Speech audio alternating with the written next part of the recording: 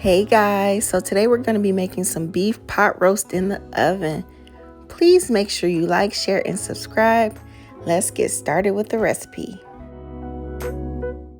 I'm going to start by seasoning 3 pounds of beef chuck roast. I got this from Sam's. It was in the 2-pack. And so please season your food, guys. This is a big piece of meat and we don't want no bland food over here. So season it with whatever you want. I'm using an all-purpose seasoning, some black pepper, and then I'm going to put some no salt seasoning on there, and you're going to season all sides.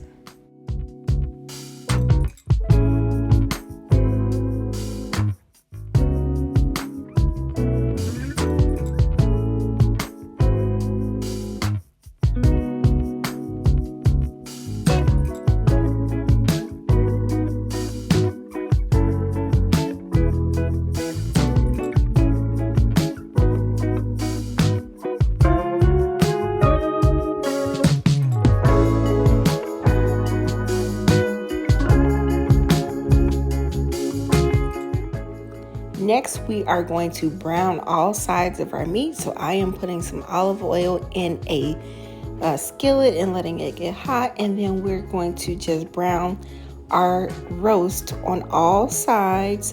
And this is going to help to sear in the flavor.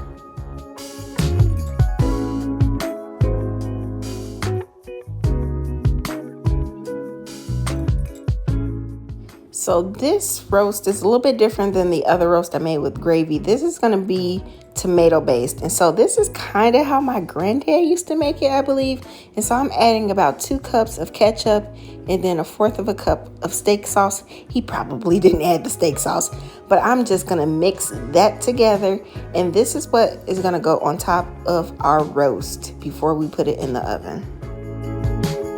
You could also just use Worcestershire sauce and ketchup, but I have kids who have allergies, so Worcestershire sauce is not allergy friendly. So I am just putting my tomato ketchup on top of my roast, and then I am going to cover that with some aluminum foil, and we are going to bake it in a 350-degree oven for about an hour, and then we're going to check it after that. And so I am just doing a rough chop on 1 yellow onion. Next, I'm going to cut 3 stalks of celery into big chunks, and you don't want to make your vegetables too small because then it's going to get all mushy. This is going to cook in the oven for quite a bit, so you want to make sure your vegetables are nice and chunky so that it still maintains the shape and texture. And so now I am just peeling and dicing 2 large carrots. And make sure you wash all of your produce because we don't want no dirty vegetables in our food, y'all. So this is the roast after 1 hour. No, it's not done. We are just going to add in our vegetables at this point. Again, I didn't want the vegetables to cook too long because I didn't want them to be mushy. And so I'm adding my vegetables, and then I'm going to put the foil back on top of it and put it back in the oven for about another hour.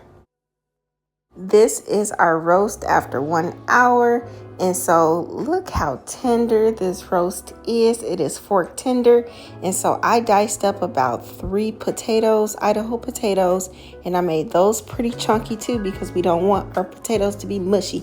And so growing up, the potatoes with the roast was the it thing, and so it was a fight over the potatoes. So make sure you put enough potatoes in your roast.